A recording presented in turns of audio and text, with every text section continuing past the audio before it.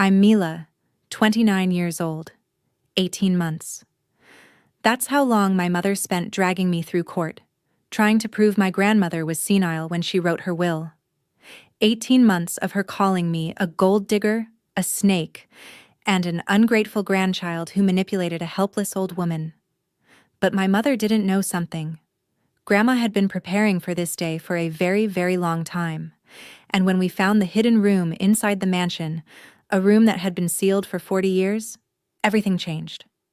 Before I continue, if you find this story worth hearing, please take a moment to like and subscribe, but only if you genuinely want to follow along. Oh, and drop a comment telling me where you're watching from and what time it is there. Now, let me take you back 2 years ago to the day my grandmother was admitted to the hospital for the last time. The call came at 6:47 a.m. on a Tuesday. Miss Marshall, this is Hartford General. Your grandmother, Margaret Marshall, has been admitted, congestive heart failure. I was on a plane from Portland within 3 hours. The entire flight, my hands wouldn't stop shaking. Grandma Margaret was 84, but she'd always seemed invincible to me. The woman who taught me to plant roses, who held me when I cried myself to sleep at 7 years old, the night my mother walked out. When I arrived at the hospital, my mother was already there. Karen Marshall, 54, blonde highlights, Hermes scarf draped just so, stood in the hallway talking to a doctor. She didn't acknowledge me. Not a glance, not a nod. I approached slowly. "Mom, how is she?" Karen finally turned. Her eyes swept over me like I was a stain on the wallpaper. "Oh, you came." Her voice was ice. "I thought you were too busy with your little career to bother." "She's my grandmother." "She's my mother." Karen turned back to the doctor, dismissing me completely. "As I was saying, doctor, I'll need copies of all her medical records." I tried again. "Can I see her?" Karen spoke to the nurse without looking at me. "Only immediate family is allowed in right now. The patient needs rest." The nurse glanced between us, confused. "Ma'am, isn't this—" "She's not immediate family." Karen's smile was razor thin. "Not really." The words hit like a slap. 22 years of being raised by Grandma Margaret, and I wasn't real family. I stood there in that sterile hallway, watching my mother disappear into my grandmother's room. The door clicked shut behind her. And I realized something that should have been obvious years ago. To Karen Marshall, I had never been her daughter. I was just an inconvenience she'd left behind. I waited until Karen left for lunch. The moment I saw her disappear into the elevator, I slipped into Grandma's room. The monitors beeped softly. Tubes and wires connected her frail body to machines that seemed too loud, too harsh for someone so gentle. But when her eyes fluttered open and found mine, they lit up like morning sun. "My girl." Her voice was a whisper, but warm. "You came." I took her hand. Her skin felt like tissue paper, but her grip was surprisingly strong. "Of course I came, Grandma." "Don't—" She paused, catching her breath. "Don't believe anything Karen tells you about me. I'm sharper than she thinks." I squeezed her hand. "I know." Margaret's eyes drifted toward the window. "The room, William's room. Remember, Mila, if you ever need answers." William, my grandfather, who died before I was born. I'd heard stories about his study, but I'd never seen a separate room in the mansion. "Grandma, I don't understand." The door swung open. Karen stood in the doorway, a paper coffee cup in her hand, her eyes locked onto our intertwined fingers. "What are you doing in here?" Her voice carried that familiar edge of accusation. "I'm visiting my grandmother." Karen turned to the nurse who had followed her in. "You see this? This is exactly what I was worried about." She gestured at me. "She's always trying to isolate my mother from the family. This is textbook elder manipulation." The nurse's expression shifted. She looked at me differently now, with suspicion. I opened my mouth to defend myself, but Grandma Margaret squeezed my hand. A warning, stay calm. "I was just leaving," I said quietly. As I walked past Karen, she murmured something only I could hear. "I've recorded everything, Mila. Everything." The words made no sense to me then, but they would. 3 days later, Grandma Margaret passed away in her sleep. I was holding her hand when it happened, The monitors flatlined at 3:22 a.m. The nurses rushed in, but I already knew. Her grip had loosened. The light behind her eyes, gone. Karen arrived 2 hours later. 2 hours.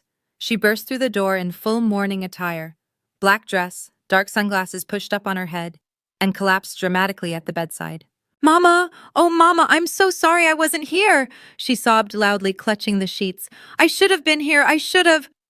The performance was flawless. Nurses exchanged sympathetic glances. A young orderly brought her tissues. I said nothing. What was there to say? 1 week later, we gathered at the law offices of Harold Jennings for the reading of the will. Dark wood paneling, leather chairs, the smell of old books and older money. Around the conference table sat Karen and her husband, Richard Cole, a former real estate broker with nervous eyes and a weak handshake. Aunt Patricia, Karen's younger sister, sat stiffly in the corner. A few distant cousins I barely recognized filled the remaining seats. Harold Jennings was 72, with silver hair and the calm demeanor of a man who had seen every kind of family drama. He'd been Grandma Margaret's attorney for 30 years. He cleared his throat and began to read. I, Margaret Eleanor Marshall, being of sound mind and body, do hereby bequeath. The room was silent. Karen leaned forward, expectant. My residence at 847 West Haven Drive, valued at $6.8 million, along with all its contents, to my granddaughter, Mila Ann Marshall. The silence shattered. Karen's coffee cup hit the floor. To my daughter, Karen Patricia Marshall Cole, I leave the sum of $1. Karen erupted like a volcano that had been dormant for decades. No! She slammed both palms on the mahogany table. This is fraud! Harold remained impassive. Mrs. Cole, please. Don't you Mrs. Cole me! Karen whirled toward me, finger jabbing the air. You! What did you do to her? What did you whisper in her ear while she was drugged up and dying? I kept my voice level. I didn't do anything. Liar! Spittle flew from her lips. Richard tried to pull her back into her seat, but she shook him off violently. My mother had dementia. She didn't know what she was signing. Harold spoke calmly. Mrs. Marshall was evaluated by her physician. She was of sound mind when... Her physician? Karen laughed, a sharp, ugly sound. Who? Someone she paid off? She pointed at me again. Or someone this little gold digger bribed? Aunt Patricia shifted uncomfortably but said nothing. The distant cousins exchanged wide-eyed glances. Karen turned to the room, arms spread wide, playing to her audience. My mother loved me. She would never cut me out of her will. This girl, her voice dripped with venom, manipulated a senile old woman. This is elder abuse. This is coercion. The will is legally valid, Harold said. Witnessed by 2 parties, notarized, and filed properly.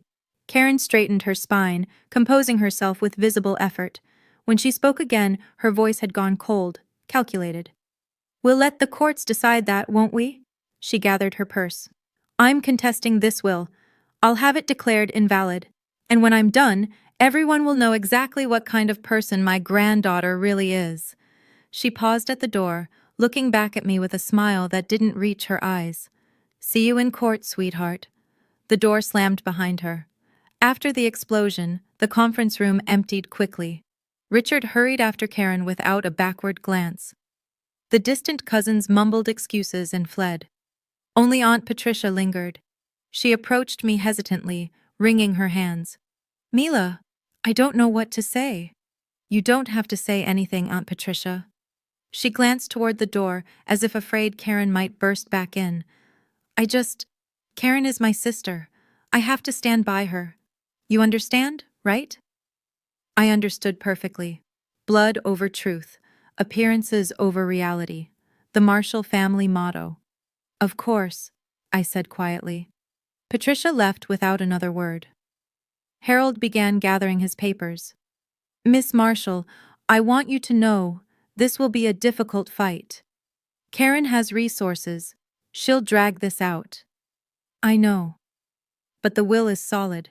Your grandmother made sure of that. He paused, studying me. She loved you very much. That night, I drove to the mansion alone. My mansion now, technically, though it didn't feel like mine. It felt like Grandma Margaret's ghost still wandered the halls. I sat in her bedroom, surrounded by photographs. One caught my eye, me at 7 years old, sobbing in Grandma's arms. The day Karen left. My phone buzzed. Unknown number. The text read, "Miss Marshall, I'm a private investigator. Been hired by Karen Marshall to look into you. Thought you should know." My stomach dropped. Another message followed. "She's looking for anything to destroy you." I stared at the screen. Who was this? Why warn me? Before I could respond, a third message appeared. "Watch your back. She's more desperate than you know." I sat in the darkness of my grandmother's room, clutching my phone. Somewhere out there, Karen was already sharpening her knives, and I was completely, utterly alone. 2 weeks later, the lawsuit arrived. The courier handed me a thick manila envelope on the front porch of the mansion. Inside, a formal complaint filed with the Connecticut Superior Court, case number 2024-CV-1847, Karen Patricia Marshall Cole versus Mila Ann Marshall. The allegations read like a horror novel, where I was the monster. Undue influence over a mentally incapacitated elderly person. Systematic isolation of Margaret Marshall from her biological family. Financial exploitation of a vulnerable adult. Procurement of testamentary documents through fraud and coercion. Karen was claiming Grandma had Alzheimer's, that I had brainwashed her, that I'd forged her signature, that I was, essentially, a criminal. I called Harold immediately. "I've seen it," he said. His voice was calm but serious. "This will be a long battle, Miss Marshall. 18 months, minimum." "Can she win?" "Not if the truth matters, but truth in courtrooms don't always align." He paused. "Karen has hired Victoria Smith from Hartford. She's expensive and aggressive." I sank onto Grandma's favorite armchair. "Why is she doing this? It can't just be about money." Harold was quiet for a moment. Then, "Miss Marshall, your grandmother and I discussed many things over the years. She had her reasons for the will, and she knew Karen would react exactly this way. Then why not just explain? Leave a letter?" "She did leave something," Harold said carefully. "But she wanted you to find it yourself, when you were ready." "Find what?" Another pause. "Do you remember your grandfather's study?" My heart skipped.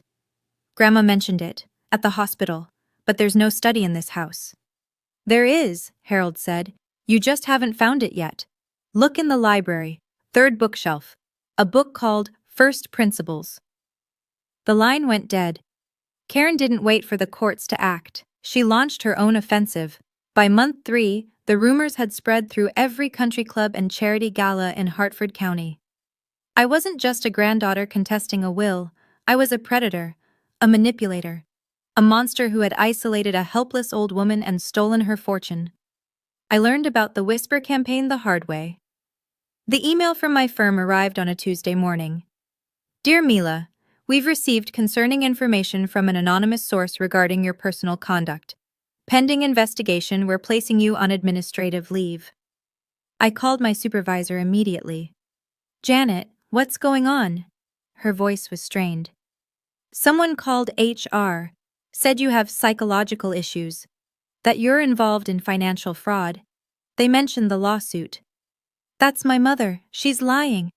"Mila, I believe you, but the partners are nervous. With clients finding out..." She trailed off. "I'm sorry, my hands are tied." Administrative leave became termination 2 weeks later. I applied to 3 other landscape architecture firms in the following month. All 3 rejected me. Through a former colleague, I learned why. Someone had been calling ahead, poisoning the well. "She said you had a history of manipulating elderly clients," my colleague whispered. She sounded so concerned, so sincere. Karen wasn't just trying to win the lawsuit. She was trying to erase me. That night I sat alone in the mansion's kitchen, eating cereal for dinner because I'd forgotten to buy groceries. The silence pressed down like a physical weight. My grandmother's voice echoed in my memory. "I've recorded everything, Mila." What did she record? What was she trying to tell me?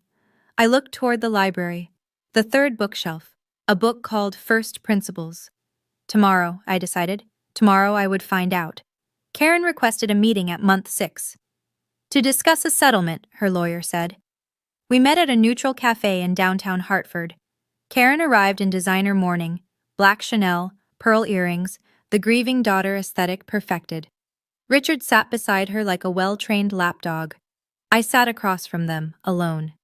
Karen folded her hands on the table. Sweetheart, I don't want this ugliness any more than you do. Then dropped the lawsuit. I can't do that. Her smile was sympathetic, rehearsed. But I can offer you a deal, 50-50 split. You get half the mansion's value, I get the other half. Everyone walks away happy. The will was clear. The will was written by a confused old woman.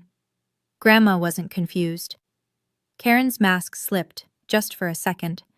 Something ugly flickered behind her eyes. You don't know what you're talking about. I know she was tested, regularly. Her mind was sharp until the end. Tests can be faked, doctors can be paid. Karen leaned forward. Do you really want to drag this through court? Do you know what I'll do to your reputation? You've already tried. Tried? She laughed softly. Honey, I haven't even started. Richard cleared his throat. Listen, this doesn't have to get worse. Just take the deal. Save yourself the trouble. I looked at him, at his sweaty forehead, his darting eyes. He was scared. But of what? I stood up. I'll see you in court. Karen's voice followed me as I walked away, sharp and cold. You don't know what I'm capable of, Mila. I paused at the door, turned back. Neither do you. I left her sitting there, her perfect composure cracking just slightly around the edges. But her threat echoed in my mind all the way home. Month 8. The lawsuit dragged on. My savings dwindled. The isolation deepened. But Harold's words haunted me. Look in the library. 3rd bookshelf. I had avoided it for months. Part of me was afraid of what I'd find. Part of me wasn't sure I was ready. That night, I finally climbed the stairs to the 2nd-floor library. The room smelled like grandma, lavender and old paper. Moonlight streamed through tall windows, illuminating rows upon rows of leather-bound books. I walked to the 3rd bookshelf and ran my fingers along the spines. History, philosophy, poetry. Then I saw it. First Principles. A worn volume with gold lettering tucked between Marcus Aurelius and Seneca. I pulled it from the shelf. Click. A mechanical sound, soft but distinct. The entire bookshelf shuddered, then slowly, impossibly, swung inward. Behind it was a door. Oak, old, covered in 40 years of dust. My heart pounded.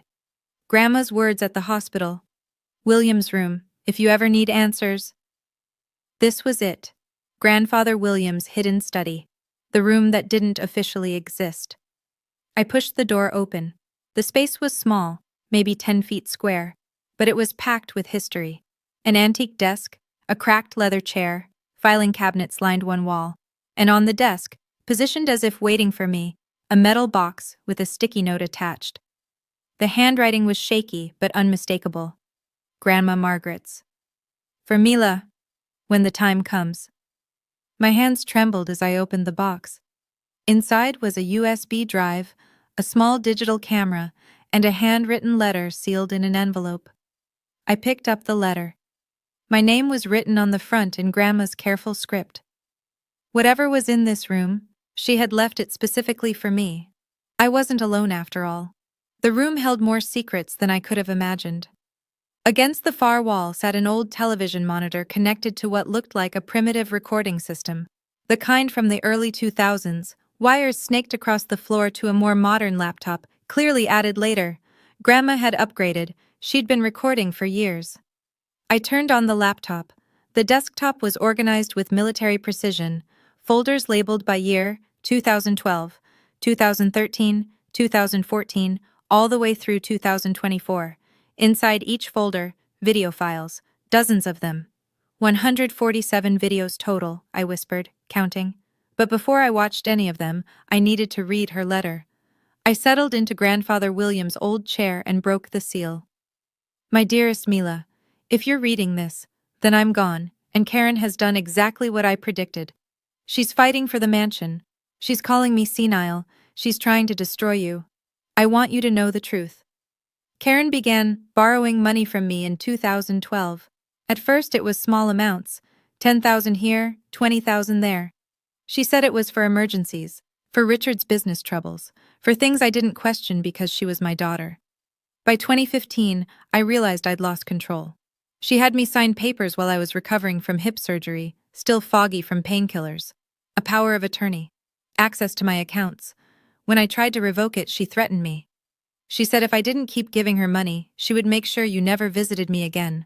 She would tell you lies about me. I was weak. I was afraid. So I stayed silent. But I wasn't stupid. I recorded everything, Mila. Every visit where she demanded money, every threat, every forged signature. The USB contains 147 videos. Use them wisely. I love you more than words can say. Grandma. I read the letter 3 times. Each time, the words cut deeper. 12 years. Karen had been draining Grandma for 12 years, threatening her, manipulating her, using me as a weapon. My hands shook as I plugged the USB into the laptop. The files loaded. 147 video thumbnails, each one dated and labeled. I clicked on the first one, dated January 15th, 2012. The video showed Grandma's living room, the same living room I'd spent my childhood in. Karen sat across from her, legs crossed, expression pleasant. I just need 10,000, Mama. Richard's car broke down. That's the 3rd time this year, Karen. Well, these things happen. You can afford it. The video ended. I clicked the next one. March 2012, 15,000 for home repairs. Then I jumped ahead. Video number 35, dated March 15th, 2018. The scene was different. Grandma looked older, frailer. Karen's pleasant mask was gone. Sign the check, Mother. Karen, this is $75,000. I know what it is. Sign it. What is this money for? Karen's face twisted. Richard has a problem, a gambling problem. If I don't cover his debts, certain people will be very unhappy. Karen, I can't keep... You can! Karen leaned forward, eyes blazing. And you will, unless you want me to tell Mila what you really think of her. Unless you want me to make sure she never visits you again. Grandma's face crumpled. Please don't do this. Sign the check. The video ended with Grandma's trembling hand picking up the pen. I sat in the darkness of William's hidden room, tears streaming down my face. Karen hadn't just stolen money, she had terrorized an old woman for over a decade, and now I had proof, all of it. Now, I know this is where things start to shift. But before I continue, I have to ask you something. If you were in my position, what would you do with those videos? Release them immediately? Or wait for the right moment? Drop your answer in the comments. I genuinely want to know what you think. And if you haven't subscribed yet, now's the time to hit that button, because what comes next, you won't want to miss it. Alright, back to the story. I spent the next 3 days in that hidden room, watching video after video. The pattern was always the same. Karen would arrive, smiling. She'd ask for money, sometimes demanding, sometimes guilt-tripping, sometimes threatening, and Grandma would give in, every single time. Video 42, 2019. Karen forging Grandma's signature on a bank transfer. She won't remember anyway, she muttered to someone off camera, Richard probably. Video 67, 2021. Karen screaming at Grandma for hiding money. I know you have more! Where is it? Video 89, 2022. Karen counting cash she'd found in a drawer. Stupid old woman, keeping money like it's the Depression. I totaled the amounts mentioned across all the videos. Conservative estimate, over $2 million. Stolen, extorted, taken from a woman who was too afraid and too in love with her daughter to fight back. But the most devastating video was the last one, number 147. Dated 1 week before Grandma went to the hospital. She sat alone in this very room, facing the camera directly. Her eyes were tired but clear, sharper than they'd been in years. If you're watching this, Karen, it means you've done exactly what I expected. You're contesting the will, you're calling me senile, you're trying to take everything from Mila. She paused, taking a shaky breath. I want you to know. I was never senile. I had cognitive tests every 6 months. Dr. Patterson has all the records. I was of sound mind until the very end. Her voice hardened. I left everything to Mila because she was the only one who ever loved me without conditions. And you, Karen. She shook her head, tears glistening. You only saw me as an ATM. The video ended. I closed the laptop and sat in the silence. Grandma had handed me the sword. Now I had to decide how to use it. But there was one more video I hadn't watched. Buried in a separate folder labeled Play Last, I found a file titled For Karen, When She's in the Room. I opened it. Grandma appeared on screen, wearing her favorite blue cardigan, the one I'd bought her for Christmas years ago. She looked directly into the camera, her expression serene but sad. Karen, if Mila is playing this video, it means you're sitting there, probably in a courtroom or a lawyer's office. You've been caught. You know it. And you're trying to figure out how to spin your way out of this. She leaned closer to the camera. Let me save you the trouble. You can't. Her voice remained steady, but I could see her hands trembling slightly. I have 147 videos documenting every time you took money from me, every forged signature, every threat, every lie. My lawyer has copies. My accountant has copies. The evidence is overwhelming. She paused. You could try to claim these videos are fake, doctored, but they span 12 years, Karen. They show you aging. They show the house changing. They show dates and newspapers in the background. Any forensic expert will confirm they're authentic.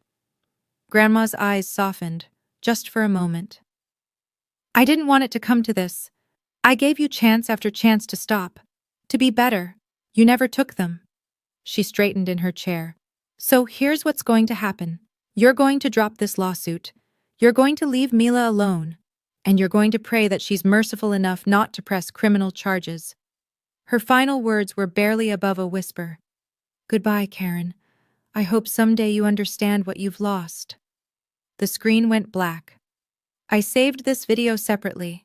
This one was for the courtroom. Month 12. Karen escalated. She organized what she called a charity luncheon for elder abuse awareness at the Hartford Country Club. 80 guests, local press. The irony would have been funny if it wasn't so twisted. I learned about it from a former colleague who still answered my calls.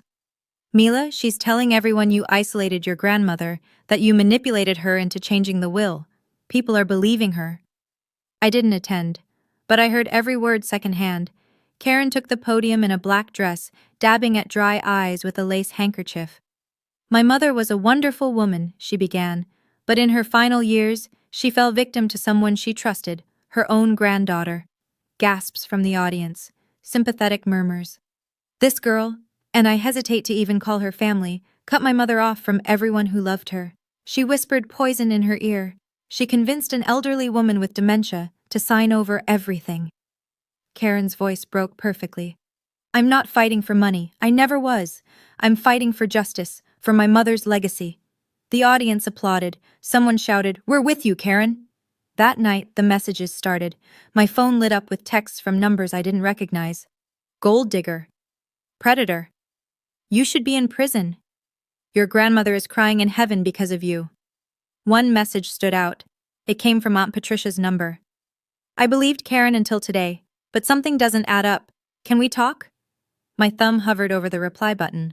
Then another message arrived, from the same unknown number that had warned me months ago. She's desperate. Her debts are worse than you know. The luncheon was a Hail Mary. Karen was running out of time, and desperate people make mistakes. I just had to wait for hers. I called Harold the next morning. I have everything, I said. 147 videos, 12 years of evidence, financial records, her own words on camera. Harold was silent for a long moment. What do you want to do with it? I want to wait. Until the mediation hearing. That's 4 months away. You could end this now, leak a video, go to the press. I shook my head, even though he couldn't see me. No. I want Karen to see it happen. I want her to be there when everything falls apart. That's surprisingly strategic. Grandma taught me patience. Harold chuckled softly. She chose well. For the next 4 months, I built my case. I hired a forensic accountant to trace every transaction Karen had made from Grandma's accounts. Total confirmed theft, $2.1 million over 12 years. I obtained copies of Grandma's cognitive assessments from Dr. Patterson, clean results every 6 months for the past decade. The woman Karen called senile had aced every mental acuity test. I cataloged every video, cross-referenced dates with bank statements, and prepared a timeline that even a first-year law student could follow. And I waited. Karen continued her public campaign, more charity events, more tearful interviews with local papers. She was betting everything on public sympathy, convinced that the court of opinion would pressure me into settling. She didn't know I was holding a nuclear bomb. The mediation hearing was scheduled for March 15th. 18 months after the lawsuit began, both parties required to attend.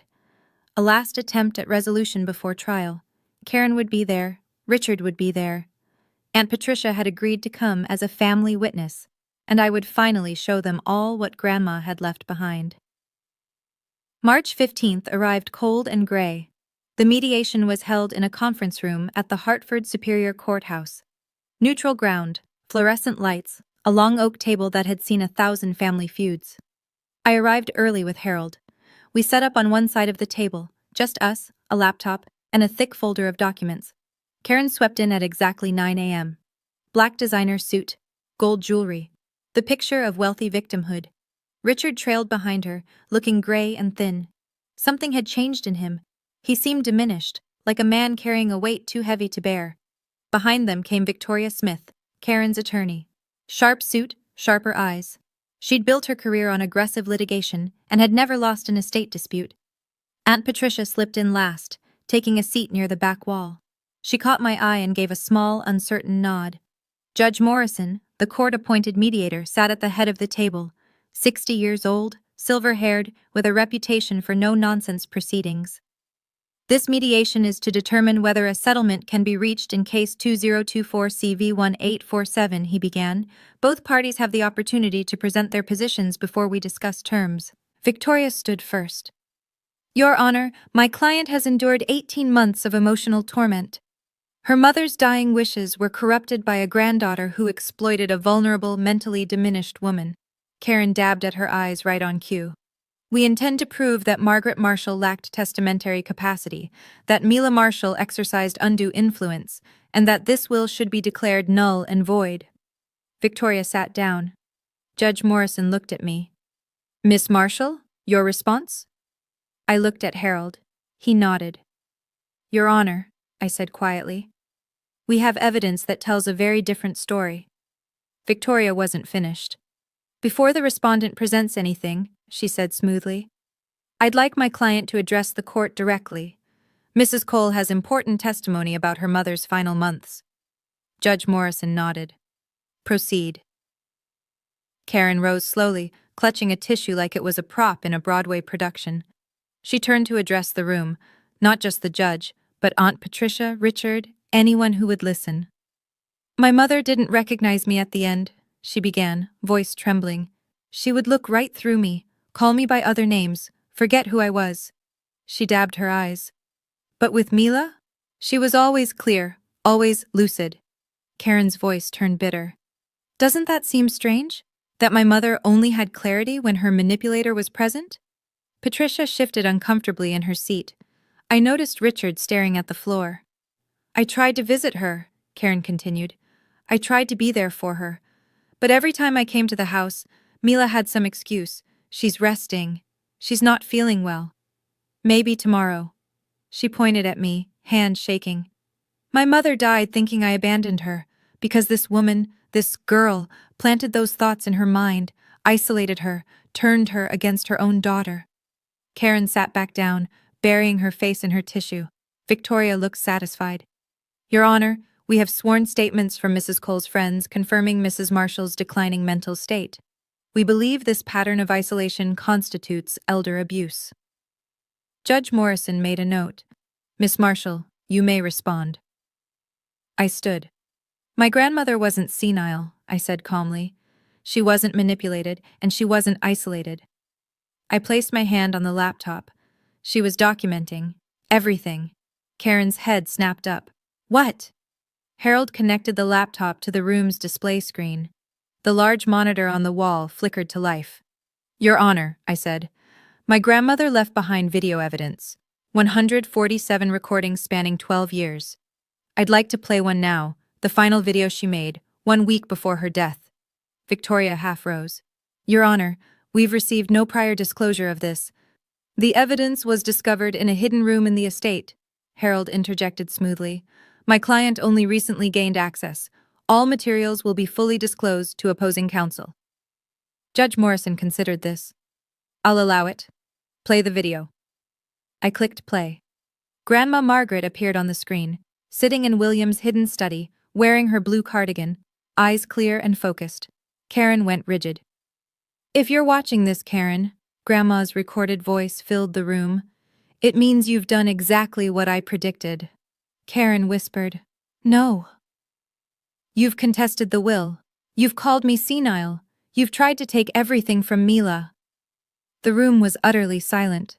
Patricia's hand covered her mouth. Richard had gone pale. But I was never senile. I had cognitive tests every 6 months. Dr. Patterson has all the records. I was of sound mind until the very end. Grandma's expression hardened. I recorded everything, Karen. Every time you demanded money, every threat, every forged signature. 147 videos over 12 years. Karen stood abruptly. Turn it off! This is fake! Judge Morrison's voice was sharp. Sit down, Mrs. Cole. Grandma's final words played over Karen's protests. You're going to drop this lawsuit. You're going to leave Mila alone, and you're going to pray she's merciful enough not to press criminal charges. The screen went dark. Karen stood frozen, her perfect composure shattered like dropped crystal. Your Honor, Harold said. With your permission, I'd like to show one additional video from the collection. This one is dated March 15, 2018. Judge Morrison nodded. Proceed. The screen lit up again. Grandma's living room, Karen leaning over her, face twisted with impatience. Sign the check, Mother. Karen, this is $75,000. I know what it is. Sign it. The courtroom watched Karen on screen threaten her own mother, watched her invoke me as a weapon, watched Grandma's hand tremble as she picked up the pen. When it ended, no one moved. Aunt Patricia stood slowly from her seat against the wall. Her face was ashen. Karen, her voice cracked. What did you do? Karen whirled toward her sister. Patricia, don't, it's taken out of context. Out of context? Patricia's voice rose. You were threatening her. You were using Mila to… Richard was in trouble. I had no choice. Richard stood abruptly. Don't bring me into this. Into this? Karen spun on him. This is your fault. Your gambling, your debts. My fault? Richard's voice cracked. I didn't know you were taking this much. $2 million, Karen? $2 million? The room erupted. Karen screaming at Richard, Richard backing toward the door, Victoria trying to restore order, Patricia crying. Judge Morrison banged on the table. Enough! Silence fell. He looked at Karen with barely concealed disgust. Mrs. Cole, I strongly suggest you consult with your attorney about your options. This mediation is in recess for 15 minutes. Karen collapsed into her chair. I stayed silent through all of it, watching, remembering every lie she'd told about me, every job I'd lost, every sleepless night. Grandma had been right. The truth didn't need to shout. It just needed to be heard. Now I know you're dying to find out what Karen did next. But before I tell you, I want to hear from you. Do you think Karen deserves forgiveness? Comment no if you believe she should face the full consequences, or yes if you believe in second chances. I'll read every single response. And make sure you've hit that notification bell, because the ending of this story, it's not what you'd expect. Okay, let's finish this. The 15-minute recess stretched to 45. Through the glass walls of the conference room, I watched Victoria and Karen huddled in the hallway. Victoria's gestures were sharp, emphatic. Karen's shoulders slumped lower with every passing minute. Richard had already left. He didn't even say goodbye. Harold sat beside me, calm as always. She's calculating, he said quietly, trying to figure out if there's any way to spin this. Is there? No, not with that video evidence. If this goes to trial, she'll lose.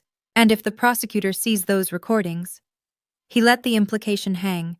Financial exploitation of an elderly person, criminal charges, possible prison time. Finally, Victoria pushed back into the room. Karen followed, looking like she'd aged 10 years in under an hour. Victoria cleared her throat. Your Honor, after consultation with my client, we've decided to withdraw the lawsuit. The words hung in the air. Judge Morrison nodded slowly. Let the record show that Case 2024-CV-1847 is voluntarily dismissed by the plaintiff. He looked at Karen. Mrs. Cole, I trust you understand the implications of what was presented today. Karen said nothing. She stared at the table like it might swallow her whole. I stood. For 18 months, I had imagined this moment, the triumph, the vindication. But looking at Karen, defeated, humiliated, stripped of every lie she'd told, I didn't feel triumph.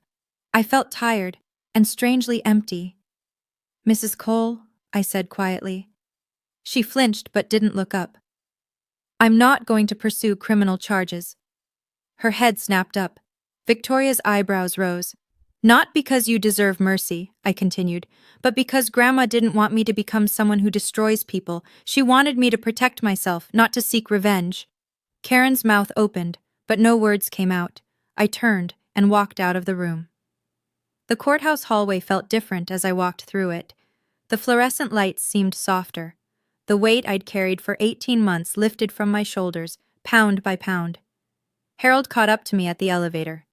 That was generous of you, he said, more than she deserved. It wasn't for her, it was for me. He nodded slowly. Your grandmother would be proud. Aunt Patricia appeared from around a corner. Her eyes were red-rimmed, makeup smeared. She approached hesitantly, like she expected me to run. Mila, Aunt Patricia, I'm so sorry. Her voice broke.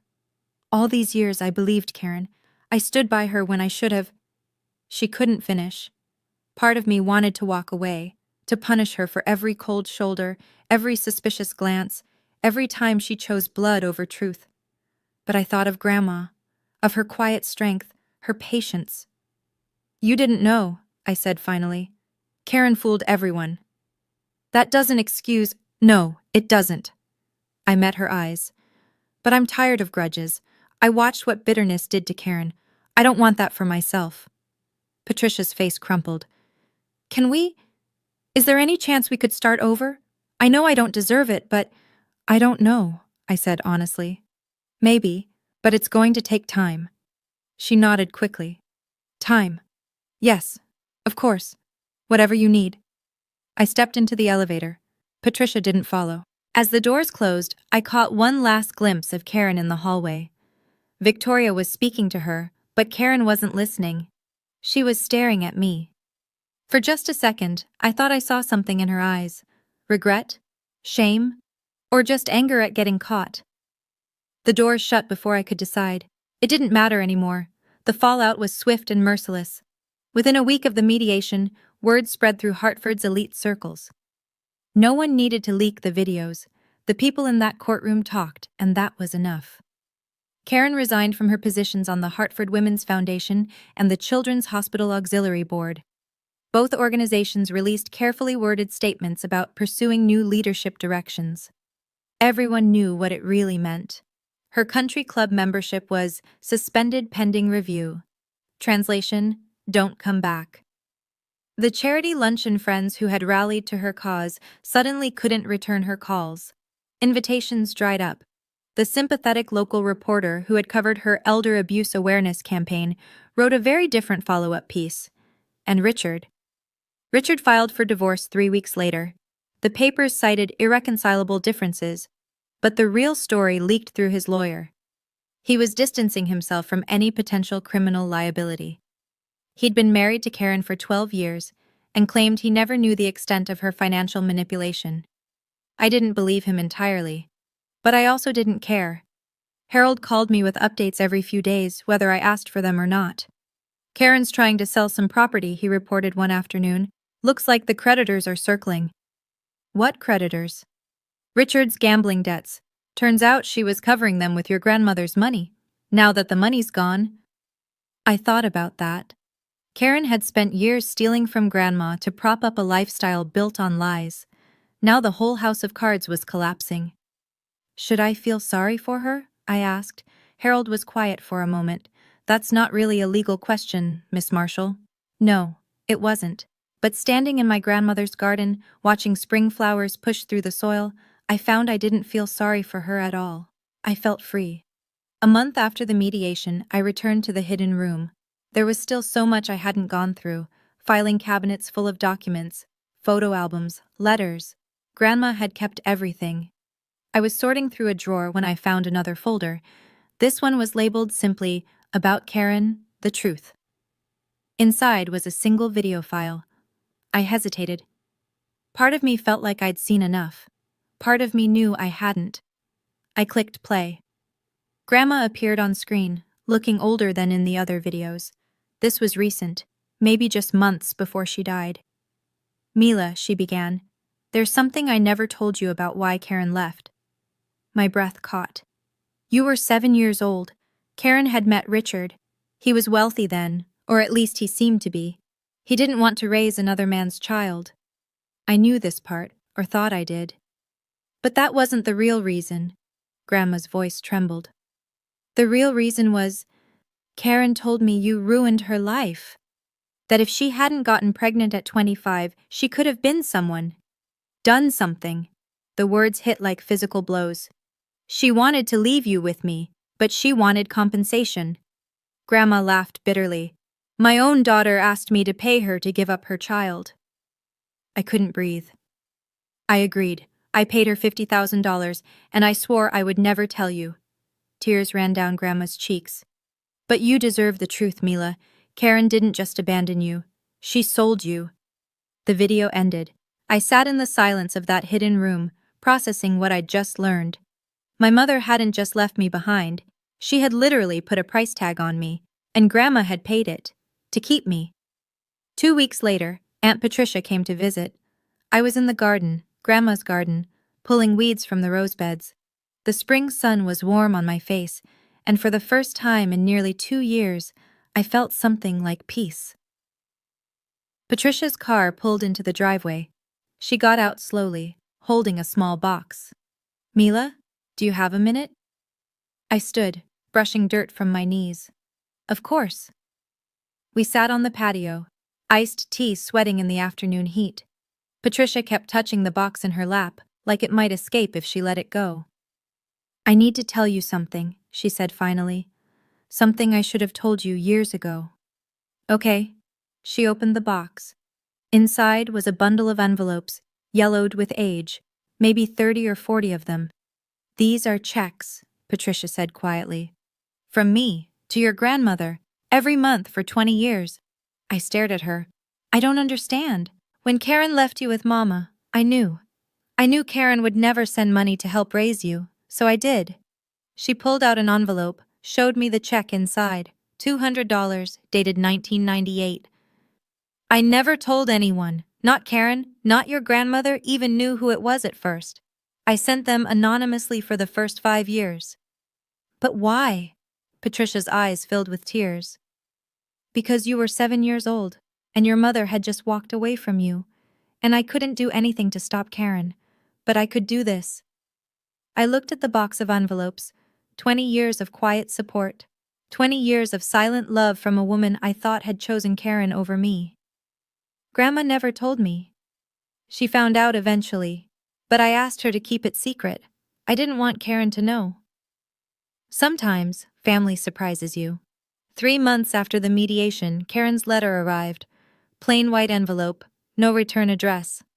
But I recognized the handwriting immediately, the same looping script that had signed my childhood birthday cards, back when she still pretended to be a mother. I opened it standing at the kitchen counter.